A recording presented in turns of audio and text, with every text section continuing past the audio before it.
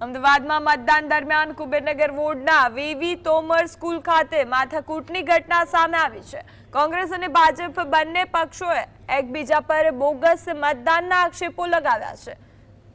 ભાજપનો આરોપ છે કે કોંગ્રેસ બોગસ મતદાન કરાવે છે, જ્યારે કોંગ્રેસે ભાજપ પર મોબાઈલમાં આઈ કાર્ડ બતાવી મતદાન કરાવવાનો આક્ષેપ કર્યો છે। આ મુદ્દે બંને પક્ષોના કાર્યકરો વચ્ચે ઉગ્ર બોલાચાલી બાદ છૂટાછવાયા મારામારીની ઘટના બની।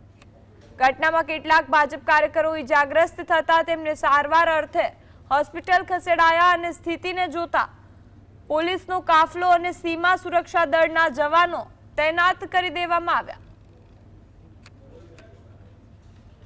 બોગસ મતદાનની ફરિયાદ થઈ એટલે અહીંયા અધિકારીઓ ચર્ચા કરતા હતા। એ દરમિયાન કોંગ્રેસના લોકો આવીને અમારા ભારતીય જનતા પાર્ટીના કાર્યકર્તાઓ હુમલો કર્યો છે અને જીવલેણ હુમલો કર્યો છે, વાગ્યું છે। સારવાર અર્થે સિવિલ